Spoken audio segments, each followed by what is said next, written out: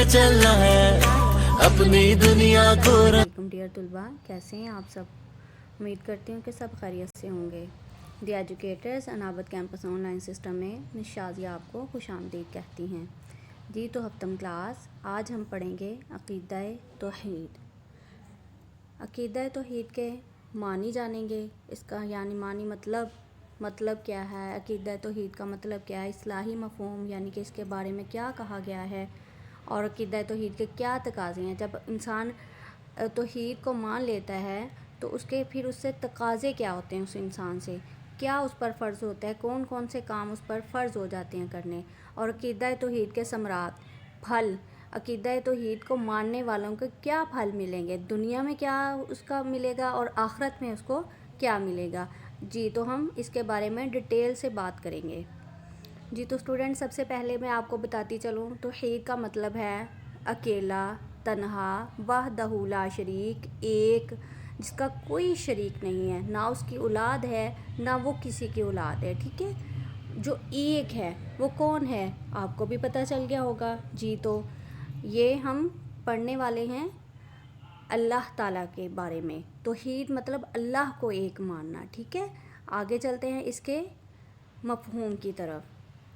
इस्तिलाही मफ़हूम है अल्लाह ताला को दिल से एक मानना और ज़ुबान से भी उसका इकरार करना। ये नहीं है कि दिल से मान लिया और ज़ुबान से नहीं, दिल से मान लेना और ज़ुबान से उसका इकरार करना, और इसके बाद ये भी आपने दिल में बात बिठा लेना, इस बात का भी पक्का यकीन कर लेना कि इसके अलावा कोई इबादत के लायक नहीं है, कोई भी किसी के आगे सजदा नहीं है।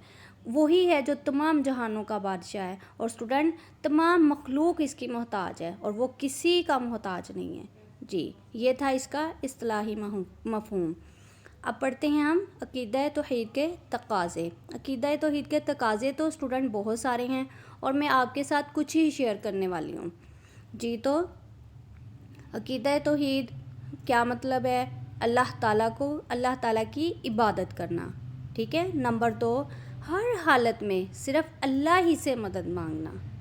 और फिर नंबर 3, अल्लाह ताला पर मुकम्मल भरोसा करना, यकीन करना, तवक्कुल करना, अल्लाह ही कारसाज है, अल्लाह ही हमारा मददगार है।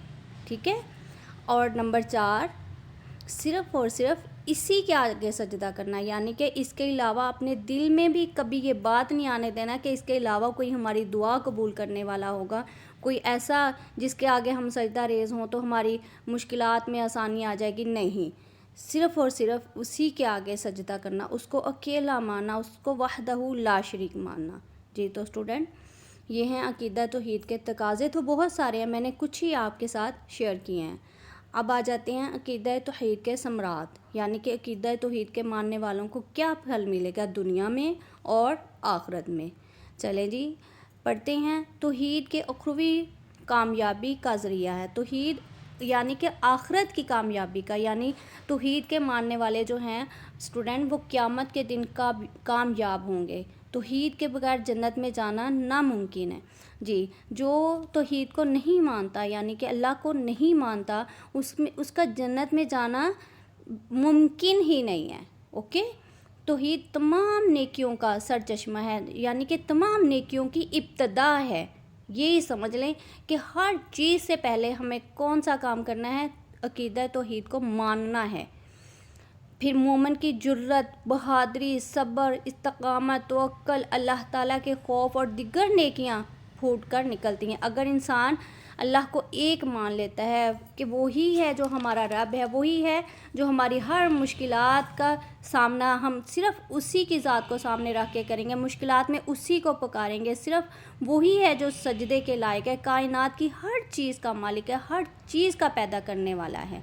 सब्र कर, अगर हम तवक्कुल करते हैं, अल्लाह पर भरोसा करते हैं इस्तिक़ामत के साथ, यानी कि कायम रहकर अल्लाह पर, हमें कोई परेशानी आती है, हम सब्र से, तहम्मुल से, इस्तिक़ामत यानी उसी पर कायम रहकर अल्लाह पर यकीन और तवक्कुल के साथ हम उसी का भरोसा करते हैं, तो खौफ और दिगर जो नेकियां वो हम अल्लाह से डरने वाले बन जाते हैं। अल्लाह से डरेंगे तो हम नेकियां करेंगे तो अल्लाह ताला हमसे खुश हो जाएगा। तौहीद के ज़रिए इंसान निफाक से बच जाता है, यानी ہمارے اندر جو منافقت ہے، ہم اپنے جھوٹ، منافقت، یہ ساری چیزیں جب ہم عقیدہ توحید کو مان لیتے ہیں تو یہ کسی بھی سچے مسلمان میں منافقت اور نفاق یہ کچھ بھی پیدا نہیں ہوتا۔ توحید ہر مشکل کے حل کا ذریعہ ہے۔ مصیبت کے آنے سے پہلے اللہ تعالیٰ کے سامنے ہاتھ اٹھانا، دعا کرنا، ہر مصیبت کے وقت صرف اسٹوڈنٹ اسی کے سامنے سجدہ ریز ہونا، اسی سے دعا کرنا، یہ ہے توحید کے ماننا۔ توحید کے ذریعے انسان صرف اللہ تعالیٰ کے سامنے سجدہ ریز ہوتا ہے۔ پتھر، ستارے، آگ، دنیا کی کوئی چیز نہیں ہے جس کے انسان اس کے آگے جھکے تو وہ ہماری خواہشات پوری کر دے، ہماری دعاؤں کو قبول کر لے، نہیں، صرف اور صرف اللہ ہی کی ذات ہے، ٹھیک ہے۔ توحید انسان کو اشرف المخلوقات، یعنی کہ تمام مخلوقات سے زیادہ شرف حاصل کس کی وجہ سے ہوا ہے؟ توحید کی وجہ سے۔ اللہ کے ایک ماننے کی، اللہ کی طرف لے جاتی ہے انسان۔ آپ کو پتہ ہے نا، اللہ تعالیٰ نے اور بھی بہت ساری مخلوق پیدا کی ہیں، اور انسان کو ہی اشرف المخلوقات کیوں بنایا ہے؟ انسان کو ہی سب سے اعلیٰ درجے پر کیوں فائز کیا ہے اسٹوڈنٹ؟ کیونکہ وہ اللہ کو ایک مانتا ہے، علم کے ذریعے اس نے اللہ کو ایک جانا، اللہ کو مانا، اللہ تعالیٰ کے بارے میں آگاہی حاصل کیا، اور اپنے بارے میں بھی اس کو پتہ ہے یہ چیز برائی کی طرف لے کے جا رہی ہے، اس کو میں نے چھوڑ دینا ہے، جو اچھائی کی طرف لے کے جا رہی ہے وہ صرف دیکھو۔ اب جانور اللہ تعالیٰ نے پیدا کیے ہیں اسٹوڈنٹ، ایک مثال دے رہی ہوں، جانور پیدا کیے ہیں، جانور بھی کھاتے ہیں، پیتے ہیں، سوتے ہیں، جاگتے ہیں، سارا کچھ کرتے ہیں، کام بھی کرتے ہیں، جب ہم ان سے کام لیتے ہیں وہ کام بھی کرتے ہیں، مگر اللہ تعالیٰ نے انسان کو اشرف المخلوقات اس وجہ سے بنایا ہے کہ وہ اللہ کے بارے میں جانتا ہے، آگاہی حاصل کرتا ہے، اس کو پتہ ہے اللہ تعالیٰ نے کون کون سی میری حدیں مقرر کی ہیں۔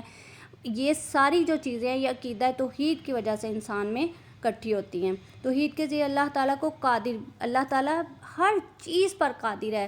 اللہ تعالیٰ نے قرآن کریم میں بھی فرما دیا ہے ان اللہ علی کل شیء قدیر، یعنی کہ ہر چیز پر بے شک اللہ ہر چیز پر قادر ہے اور قدرت رکھتا ہے، اور ہمیں اللہ سے ہی مانگنا چاہیے۔ اسی میں انسان کی خودداری بھی پیدا ہوتی ہے، اور غیر اللہ سے نہیں مانگنا چاہیے۔ اوکے اسٹوڈنٹ، اب ہم پڑھتے ہیں عقیدہ توحید کے بارے میں قرآنی آیات اور اس کا ترجمہ۔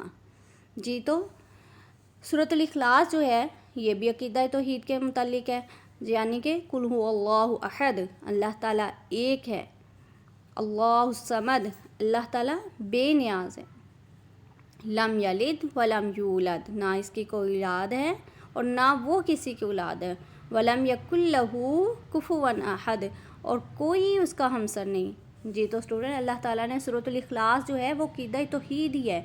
اگر ہم اس کا ترجمہ غور سے پڑھیں کہ یعنی اللہ ایک ہے، اللہ تنہا ہے، اللہ وحدہ لا شریک ہے، اللہ تعالیٰ ہر چیز سے بے نیاز ہے اسٹوڈنٹ، نہ اس کو کھانے کی، نہ پینے کی، نہ سونے کی، نہ جاگنے، کسی چیز کی حاجت نہیں ہے، اور نہ اس کی کوئی اولاد ہے، اس کی کوئی اولاد نہیں ہے اسٹوڈنٹ۔ اگر اس کی کوئی اولاد ہوتی تو وہ اپنی اولاد میں مصروف ہو جاتا، جی، اس کی کوئی اولاد نہیں ہے، اور وہ بھی کسی کی اولاد نہیں ہے، یعنی وہ کسی سے پیدا نہیں ہوا، اور اس کا کوئی ہمسر نہیں، اس کے جیسا ہمسر مطلب اس کے جیسا کوئی نہیں ہے، نہ ہی کوئی ہو سکتا ہے، نہ کوئی اس کے برابر ہے، نہ کوئی اس کی برابری میں شریک ہو سکتا ہے۔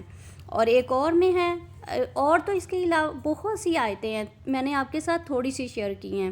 وَإِلَٰهُكُمْ إِلَٰهٌ وَاحِدٌ، یہ سورۃ البقرہ کی آیت ہے، اور لوگوں تمہارا معبود خدائے واحد ہے، ٹھیک ہے۔ لَيْسَ كَمِثْلِهِ شَيْءٌ فِي الْأَرْضِ وَلَا فِي السَّمَاءِ، جی تو اسٹوڈنٹ اس جیسی کوئی چیز نہیں ہے، زمین میں بھی نہیں ہے، آسمان میں بھی نہیں ہے، اس جیسا کوئی نہیں ہے، وہ وحدہ لا شریک ہے۔ پھر سورۃ الفاتحہ میں آ جائیں، إِيَّاكَ نَعْبُدُ وَإِيَّاكَ نَسْتَعِينُ، اے رب ہم تیری ہی عبادت کرتے ہیں اور تجھ سے ہی مدد مانگتے ہیں۔ لَوْ كَانَ فِيهِمَا آلِهَةٌ إِلَّا اللَّهُ لَفَسَدَتَا، یہ سورۃ الانبیاء کی آیت ہے۔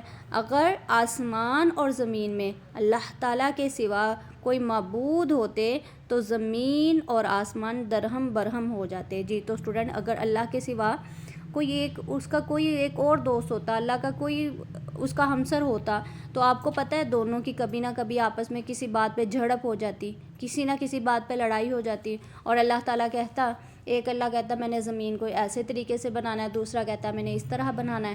تو یہ پوری دنیا کا جو نظام ہے نا وہ دونوں کے آپس کے جھگڑے سے درہم برہم ہو جاتا. تو اسٹوڈنٹ اسی وجہ سے کہا گیا ہے قل هو اللہ احد، یعنی اللہ ایک ہے، اللہ تنہا ہے، اللہ بے نیاز ہے.